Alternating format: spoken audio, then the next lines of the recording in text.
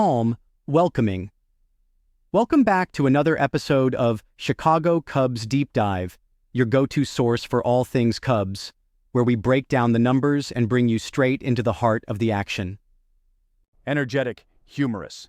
And I'm CJ Johnson, your resident Cubs superfan, ready to sprinkle in some laughter and maybe a little despair, only when warranted, of course. Today, we've got a lot to cover. A look at last week's performances, hands down to who's hot and who's not, plus where we stand in the NL Central. And we'll also preview the upcoming games against the Pirates and the Brewers. So, CJ, you ready to dive in? Absolutely, let's go! Week in review, 5 minutes. Stat-driven, insightful. All right, let's jump into the week in review. Looking at the batting lineup, Seiya Suzuki is swinging a fiery bat with an average of $300 and has hammered 3 home runs over the past 7 days. That's from 30 plate appearances.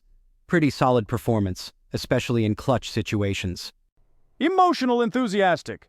Yeah, Seiya's been on fire. Like a phoenix, he rises. Meanwhile, Dansby Swanson, not his hottest week with a .214 average. But hey, 1 homer in there, right? You know how it is, sometimes those slumps can creep in. Certainly, slumps do happen. On the mound, we've had some stellar performances too. Matthew Boyd threw 4.3 innings with an ERA of 0.0. It's just great to see that kind of control from him. Playfully amazed. Boyd stunned with that pickoff move too. I mean, someone should send Pham a map because he looked totally lost, frozen before he could even blink. That's the kind of stuff I love. Insightful. Absolutely. It's those game-changing moments that solidify a pitcher's presence. Now, let's shift gears to standings. Standings and big picture. 3 min.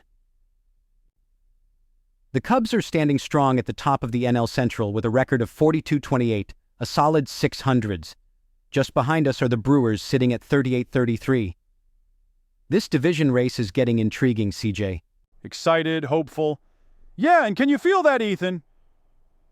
It's the sweet vibe of being on top, but you know me, cautious optimism. We've got the Brew Crew coming up and they've got their eyes on us. We can't afford to drop anything. True, and with teams like the Cardinals and Reds just waiting for a Cubs slip-up, it keeps the margin for error quite thin.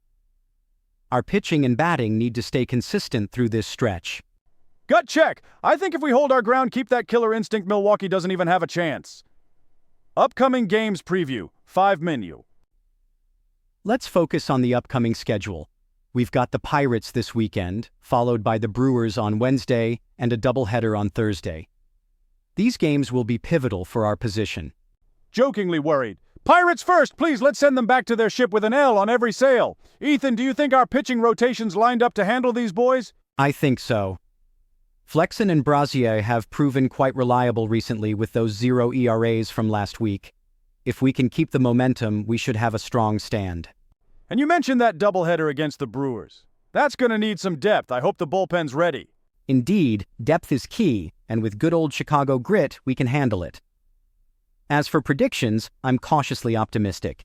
I say we split the series with the Brewers.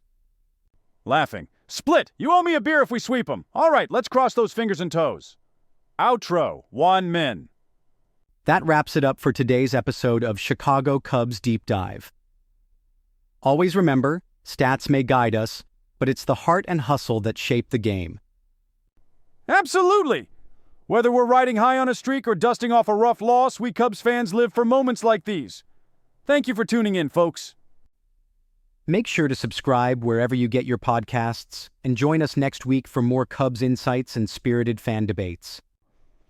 We'll catch you in the stands, folks. Until next time, go Cubs go!